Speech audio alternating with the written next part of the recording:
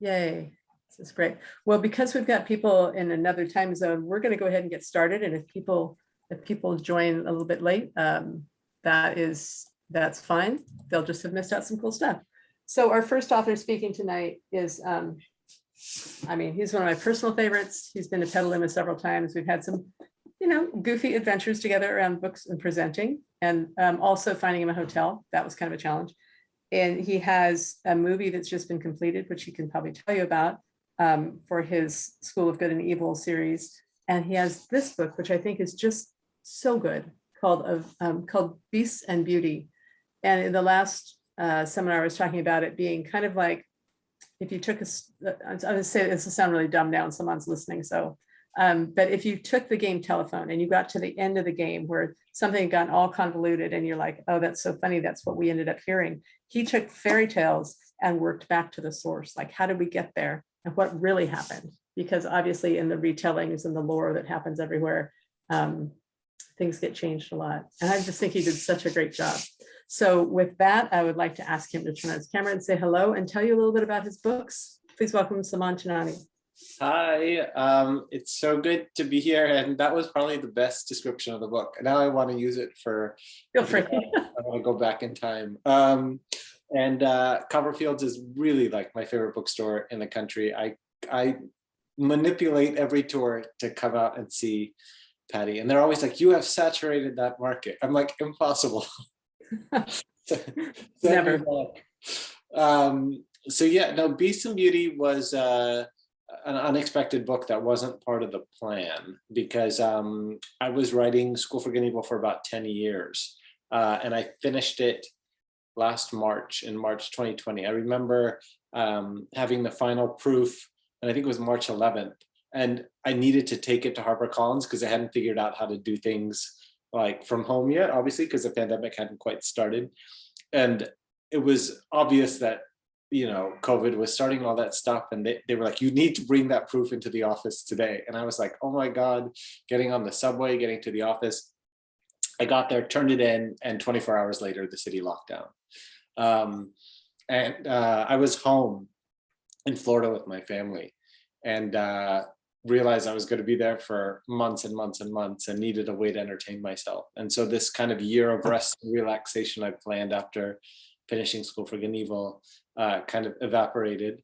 And I started to think about what the world was going to look like, because back when COVID started, we didn't know what was going to happen.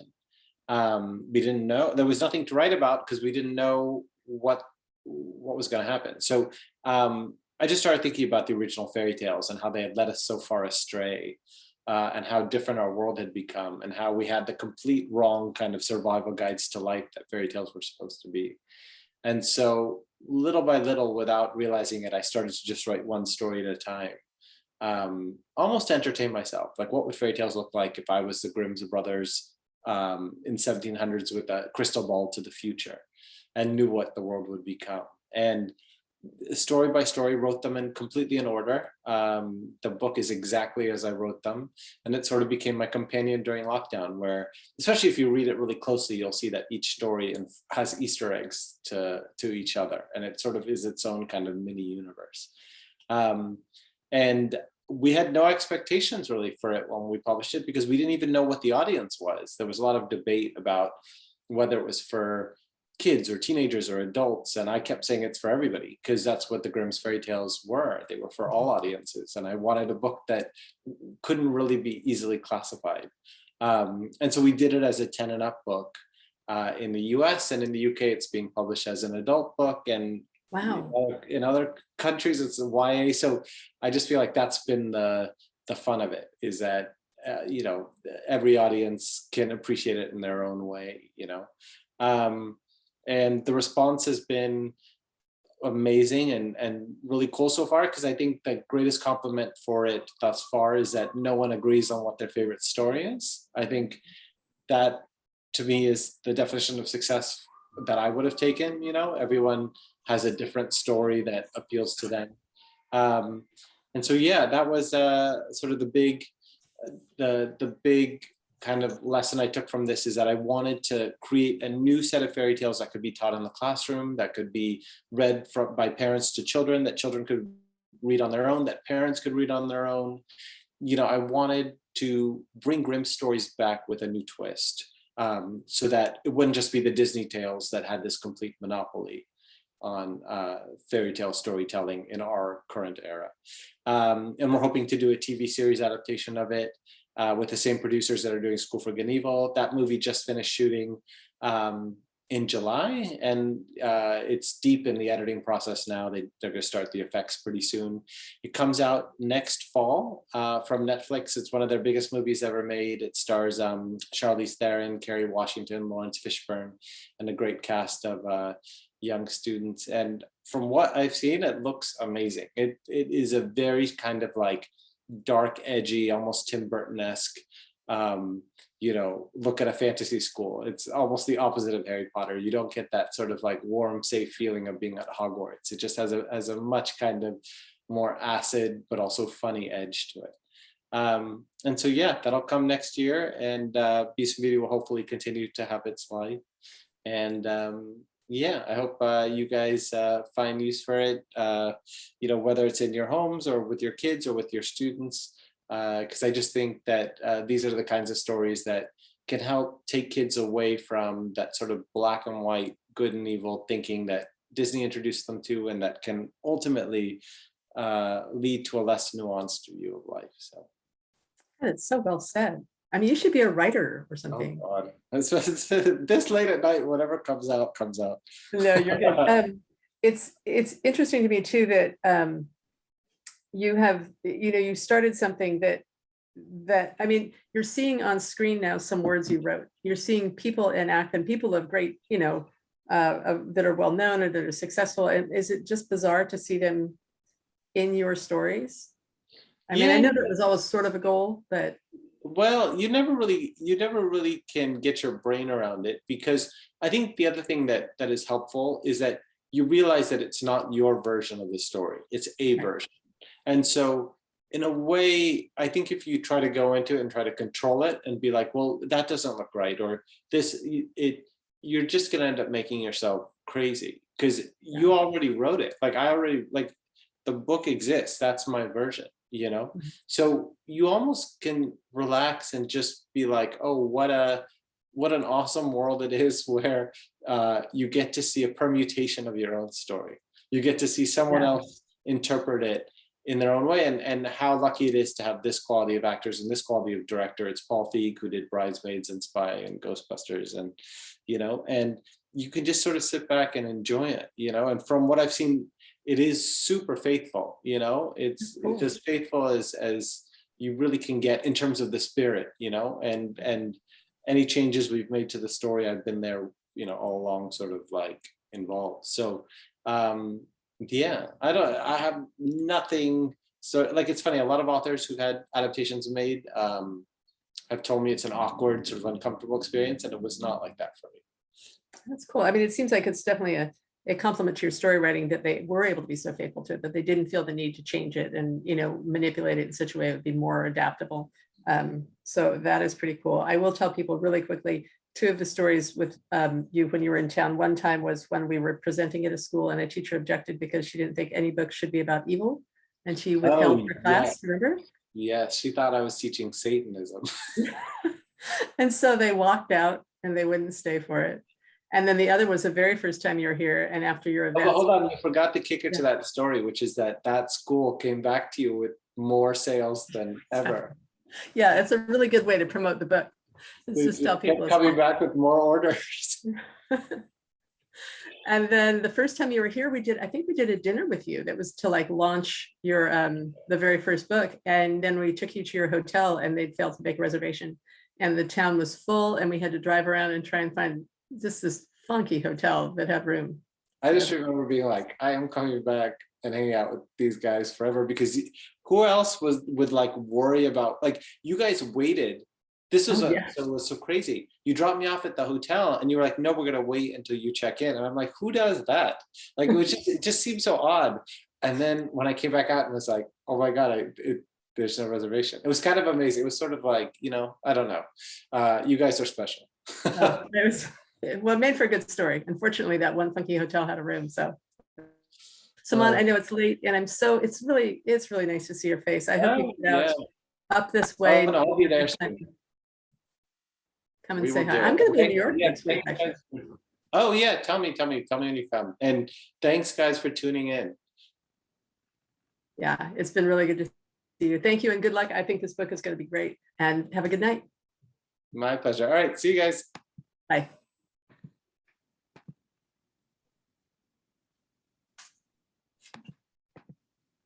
So I know he's still on, can still hear me, but now he's not. But he's just the best. He's a good character, and he knows his craft so well, and it's just a lot of fun to hang out with. And yeah, we found him a hotel, and I think it was over by the freeway. It's very funky.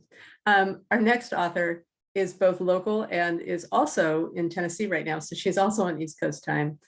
She's done a lot of middle grade books that we, sell well for us that the kids like. And she's done her first YA, which is really gripping. And I both enjoyed reading it and also shuddered for the kids in here and the challenges and mistakes that they made and faced. So if you would give your warm attention and a warm welcome to Jennifer Lynn Alvarez. And Jennifer, join us. Hi, I also will agree. Copperfields is special. One of my favorite bookstores. Patty, I think I first met you probably in 2014 when my first book came out, middle grade book. And it's so great that you're still there and your store is so active. Yes, there it is. Lies like wildfire. So I'll just say a little bit about this. So my book was also unplanned, and I had just finished up. I did the Guardian Herd series, which is a middle grade series about flying horses, Pegasi. And then I did a follow-up to that, which was Riders of the Realm, which was like a spin-off trilogy. And when I finished that, I didn't have another middle grade fantasy in mind. I didn't have another middle grade story. And I was kind of in between projects. I didn't really know what I was going to do next. And I was actually hiking Foothill Park. Some of you probably have been there. And I walked around the second lake and I just froze, and I was staring at the lake, and I just had this idea of a group of kids who just graduated high school, and they have their future laid out ahead of them. And I knew I wanted them to make just a horrible mistake, and that this mistake would be could be potentially a life-changing mistake, and that it would happen on accident. It wasn't like these kids meant to do anything wrong or bad, but that was kind of how the concept started, is I wanted that summer after high school where you're still sort of have one foot in high school and your eyes toward the future, and you've worked so hard. You did maybe varsity and you did AP testing and you applied to colleges, and you finally get the payoff. You get to relax, and then you make this huge mistake that could ruin your whole life. And so I knew I wanted to write that story. And when I got home, I started writing it, and I thought, okay, what's the mistake? And I think living in Sonoma County, it just hit me. They're going to start a wildfire. And so my whole body, my fingers just started tingling, and I just started writing about these kids accidentally starting a wildfire, a deadly, massive wildfire. Of course, it didn't start that way. It started with just an accidental flame. It turns into a wildfire. They can't put it out. The firefighters can't put it out. It burns for weeks. It burns through their town. It burns down their high school. I got to channel like all of my wildfire experiences and fears and kind of through this book. And I would say it was cathartic. It was kind of healing because I got to control this fire. And through it, I got to not just talk about the kids.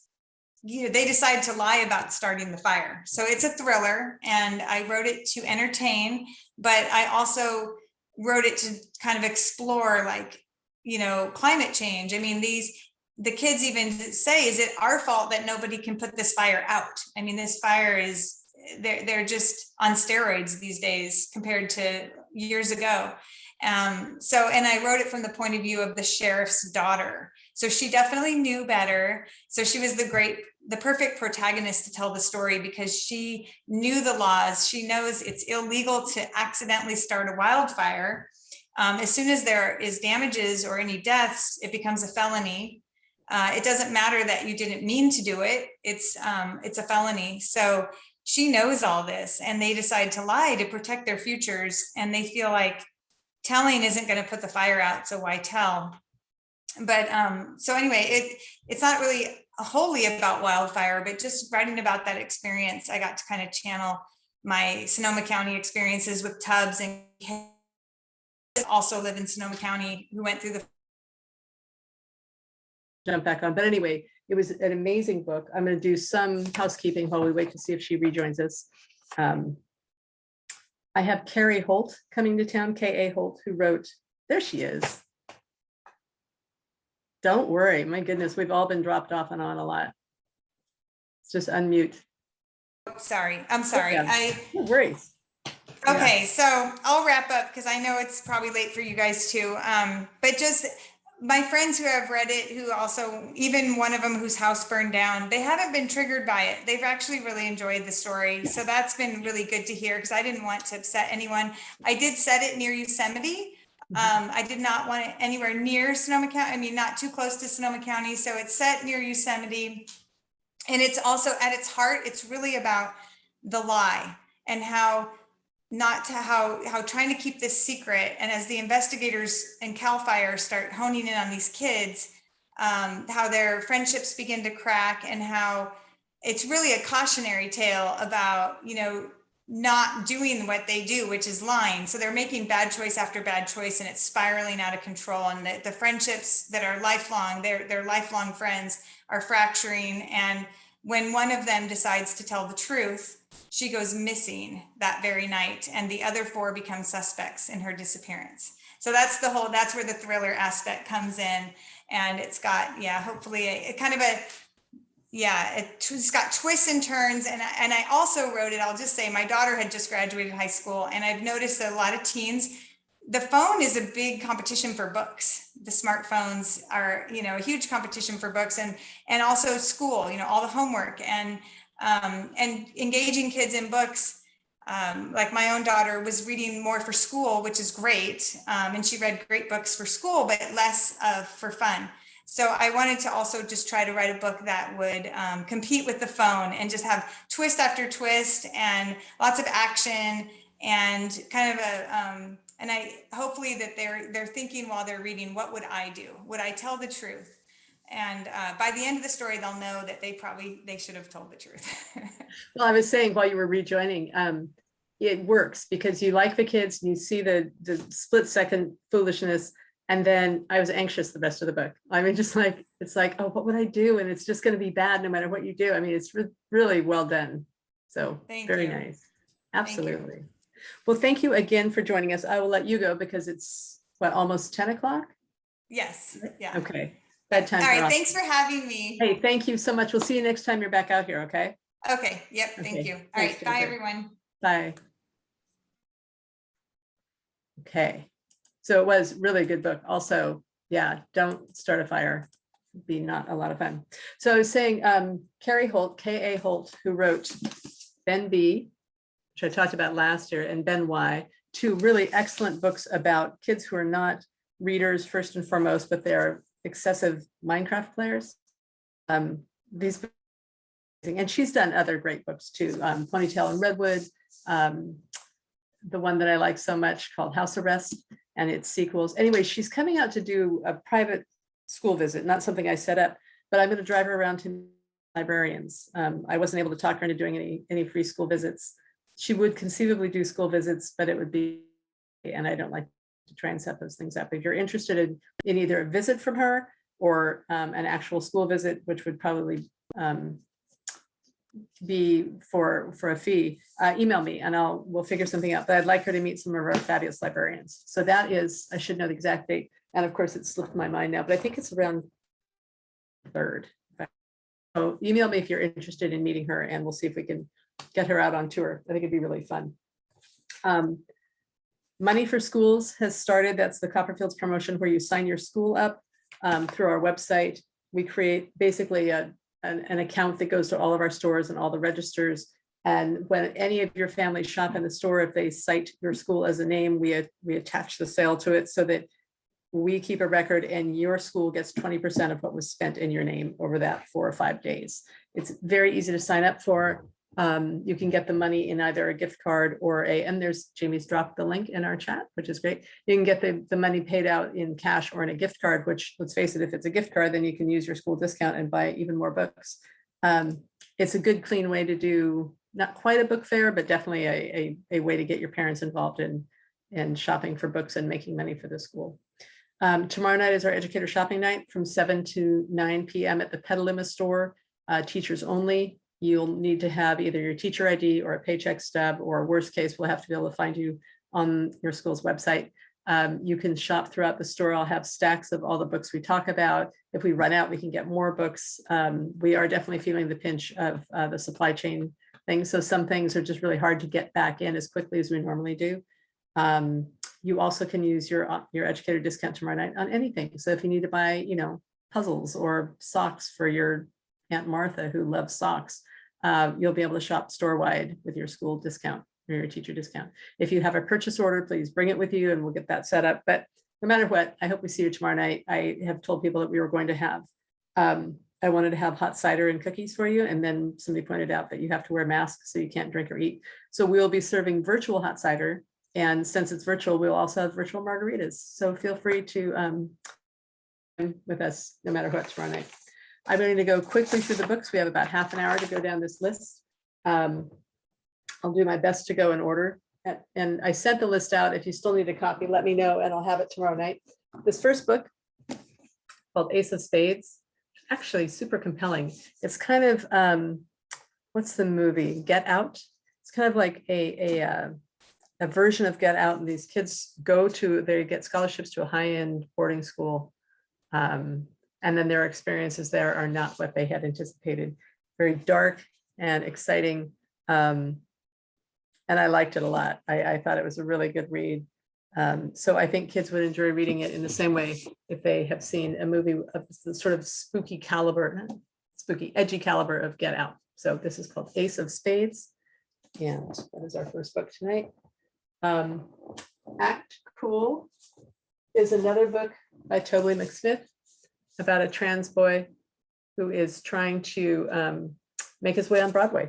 And he's going to an acting school there and trying to decide, trying to navigate just being a teenager, also being trans, and also whether he should be trying out for boys' roles or girls' roles. And he's left behind pretty, oh, you're listening to the audiobook right now. It is so good. I totally agree. He's trying to navigate, a family that doesn't understand him, that cannot see him for who he is, teens that are just being teens, and his own desire to be on Broadway and be a good friend. And I don't know, I just think this is the second book by Toby. He also did Stay Gold and just does a great job. So this is one, Act Cool by Toby McSmith. This just came in. I think it's very cool. It's about being an ally. And it's different chapters written by contemporary authors and just what it means to be an ally. And are you always an ally? Are you also the right ally? Are you good at what you're doing? It's just, the first ones I read, I was like, oh, this just is so me. Like, it's the fact that it's not black and white. Like, who are you supposed to be? Like, are you being an ally first of all? Is it constant? Is it a state of being? Is it complicated? And it's just, I thought they did a really good job. And I think the discussion of being an ally for anybody who needs you, whether it's, for somebody who stutters, or for somebody who is trans or who's queer, or whoever it is that needs you there, it's just a nice discussion of what it means to be there, but in a really accessible way. So this is called Allies, and it is a whole lot of different, I'm not sure who compiled it, Shakira Bourne. But yeah, I thought it was good, a very worthwhile edition. I don't know if you've all read Aristotle and Dante, but the sequel just came out. It's flying off the shelves. I will have additional copies of the first book as well as this. And this literally came in yesterday afternoon, so I haven't read it, but I love the first one. So Aristotle and Dante, dive into the waters of the world. Very cool little tent in the illustration. So I don't think I need to say too much about that. Beasts and Beauty, you heard about. Oh, so Between Shades of Gray is the book by Ruta Sepetys about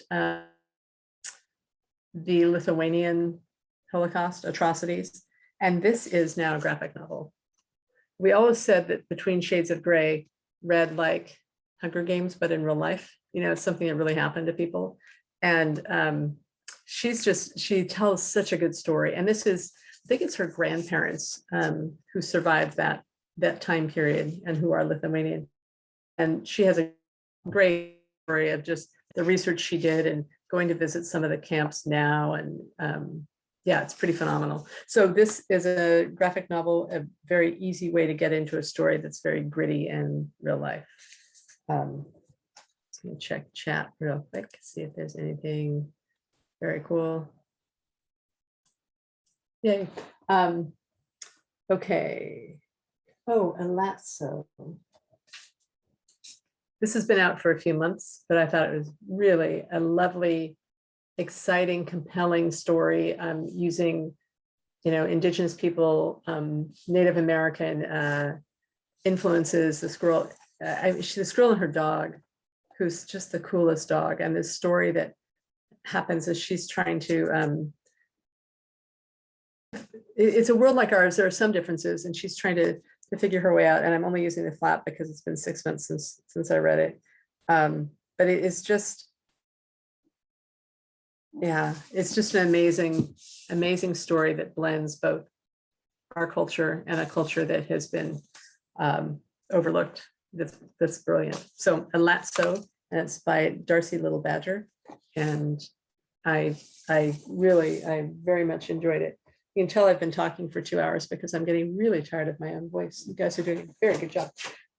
Graphic novel, Girl from the Sea, kind of just a great romance about a girl and a mermaid and how they fall for each other and how she tries to, you know, make it work with her friends who are a little bit more judgmental of the possibility that she's in a romance with another female and also a mermaid. It's very entry level in that it's not like too heavy hitting, but it's so good. And I think kids of all ages would enjoy it, but I think it belongs in a high school library. I think it's very cool. So that's Girl from the Sea by Molly Knox Ostrag. And she's done quite a few graphic novels that are just resonating with kids right now. Heartbreaker's another one. So this is The Girl from the Sea. Then I was going to talk just a little bit about this series, The Good Girl's Guide to Murder.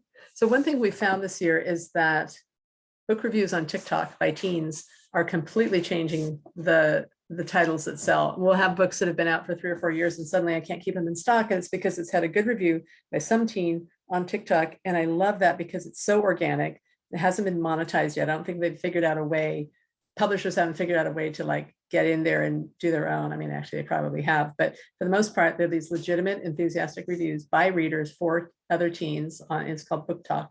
And all these books are selling and it's so cool. So this is A Good Girl's Guide to Murder. The third one just came out. There are 3 altogether. Follows this girl who is both solving a murder and doing a podcast about the murder. And it's super compelling. It's very contemporary. And again, the third one just came out this week. Murder mysteries in general, as I'm sure most of you know, are flying off the shelves. And during the pandemic, they really sustained me. Like I couldn't read much because my attention span was so convoluted with checking the news and being worried. But a murder mystery where you're really just trying to figure things out, it seems like that's been true for a lot of people. And so all of the murder mystery books are doing very well. This book, you guys don't know it. It's called The Last Nomad. And Shugri Sal, who wrote it, was an 8-year-old nomad in Somalia. She's now a nurse practitioner at Kaiser. She's a medical person here in Petaluma and Santa Rosa. Her story's amazing. She has a really beautiful way of writing. And so it's very poetic and very lyrical. And she is, let me answer this question real quick. Can you shop at any store? Money for Schools is any store. The Educator Night discount is only our store, but Money for Schools, anyone. To the best of my knowledge, if that's different, I'll find out, but I'm pretty sure you can shop anywhere with it. Sugary is like, she's so enthusiastic, and yet she tells her story of, you know, being a nomad and a herder in Somalia. Like, she was with her grandparents, and that was her life, camping in the desert, moving from one stop to the other. And oh, you had an event.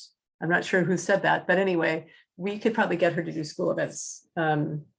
She's just amazing, and she's so enthusiastic. She's now working on both a younger grade version of the story and a picture book.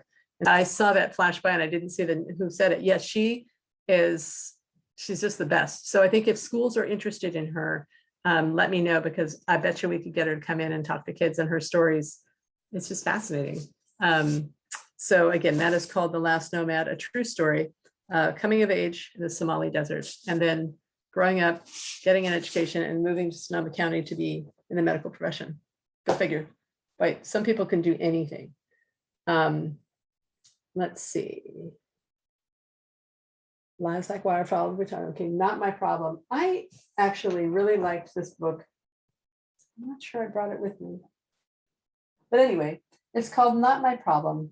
And it's a girl who keeps making, she's got some challenges at school that are frustrating her. And so she makes a deal with somebody. She's like, would you do this for me?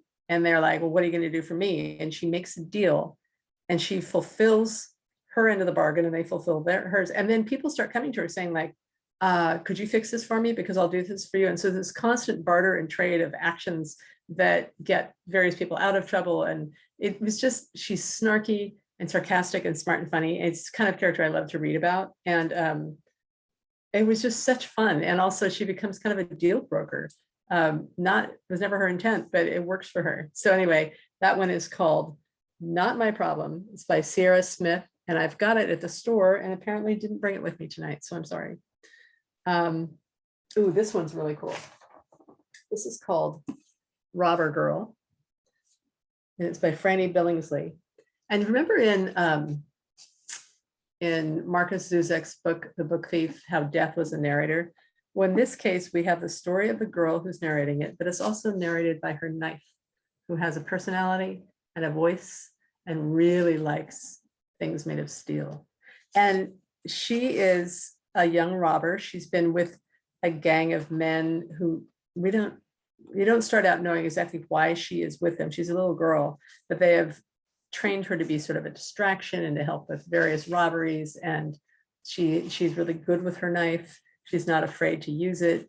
And the main characters in her gang get arrested, set in the West, in an Old West, not our Old West. And she is temporarily living with the judge while her family, such as it is in jail awaiting trial.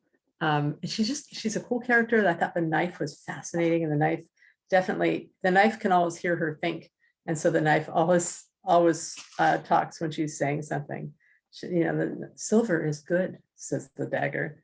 Iron and carbon make the strongest pieces, or make the color of silver. And she it's just constantly commenting on things she's doing. So yeah, fascinating read, and also really a cool way of presenting a story. This one.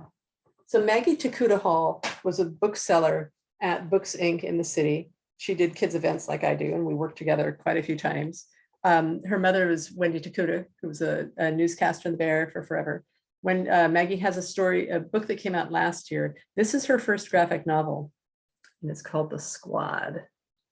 And it's about these 4 girls at a high-end private high school. One of the girls is new, and she gets brought into this group. And it turns out that they take out the guys who are, guilty of date rape or doing anything really bad. They turn into werewolves and eat them.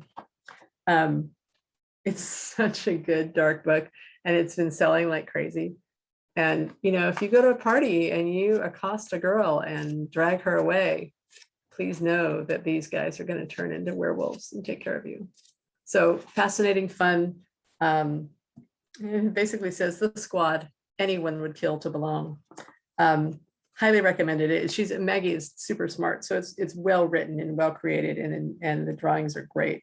It is definitely for a high school audience. I would say it doesn't probably belong in a junior high. I mean, I don't know, you guys know, but I would think you get some parents complaining if it were in a junior high. A couple of the books that have done so well on this with TikTok, I just want to remind you of They Both Die at the End, which is one of the ones we still cannot keep in stock, which is basically you get a notice on your cell phone when you have 24 hours left to live. And then, you know, in this case, both our characters die at the end, but it's what happens that last 24 hours. We Were Liars, phenomenal book. And again, this is another TikTok bestseller. We actually have a TikTok display now that we keep all the best books on. And then I have a few others. Oh, I skipped right over We Are Inevitable. I love this. This is by Gail Foreman, and it is a YA book about a kid living in a small northern town, trying to keep his bookstore afloat. His dad, his mom's no longer alive. It's him and his dad, a mouthy kid from the high school football team who's in a wheelchair, and a girl that he meets. But it's such a good story. It's really fun and kind of romancy. And I think for, you know, that's the other thing that we're selling a lot through these TikTok books, or lots of romance, both YA romance and even adult romance books are of great interest to teens right now. And this is just a good, twisty, cool story of a romance and of making things work when everything seems like it's stacked against you, and ultimately coming out well in the end. But I really, really liked it. So We Are Inevitable by Gail Foreman. This came in today for the first time. This is called Bad Girls Never Say Die. It's by Jennifer Mathau, who wrote Moxie, which all of us had so much fun with. And this is basically a retelling. I mean, I've only read about 5 chapters, retelling of The Outsiders with girl protagonists, set back in the day in Houston around a drive-in movie theater, following kind of the story arc of The Outsiders, but with a group of girls. And so far, it's fascinating. It's really compelling. I got through like 5 chapters before we started tonight, and it's well worth it. And I think kids generally like The Outsiders.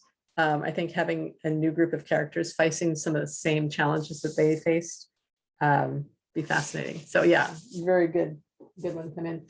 This came in today. The third one came in the other day. The third one in the Babysitter's Coven, which is such a great story. I mean, if you have a babysitter's club and it turns out you're all witches and you need to save the world, can't have more fun than that. This is by Kate Williams, third in the series, and they're they're so good. Some of the ones, and then this is on the list.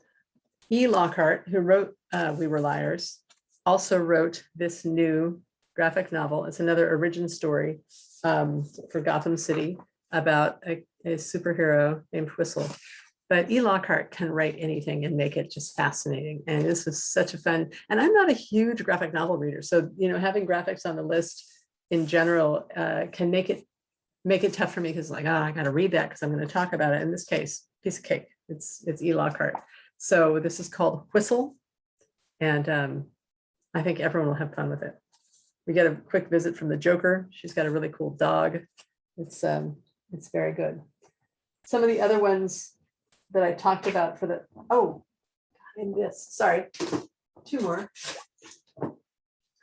For all your friends and fans of BTS and the whole Korean pop world, this is called Idol Gossip, and it's about a girl who is living in Korea and can sing, and ends up going to one of their schools where they groom all these bands that are doing, the whole K-pop world is in this book. And I learned a lot about it, which I thought was kind of fun, because I am, too old to actually know about it, but this is great. So Idol Gossip, it's by Alexandra Young. And it was fun. It will not change anybody's life from a literary way, but they're going to have a good time if they like K-pop.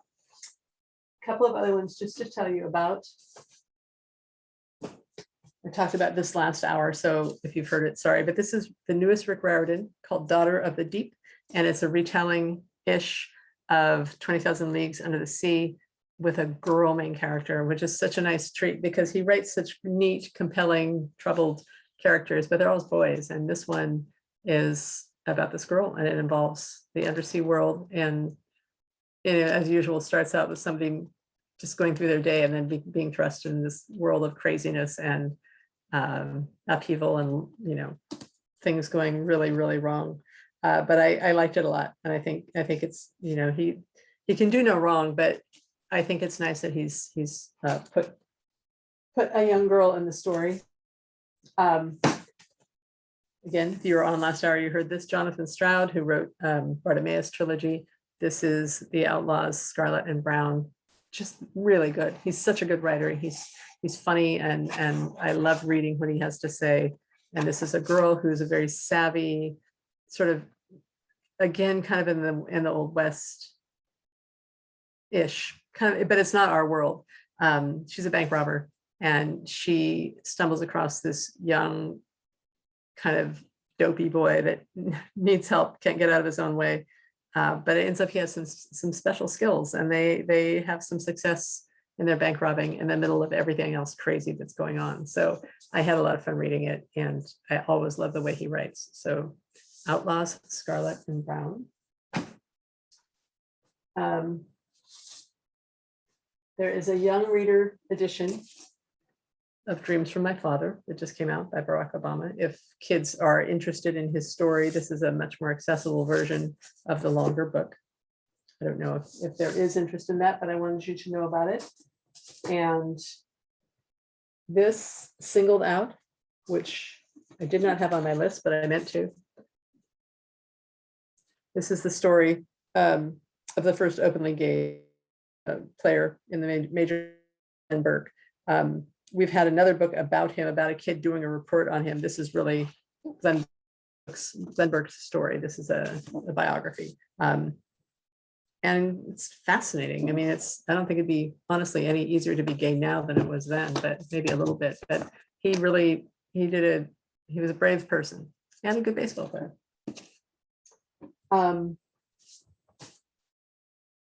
I think I will let you all go for now, but I'll be at the store tomorrow night. I know this isn't as long a list as we have sometimes. It's hard at the moment because there's so many books out, but they're so varied.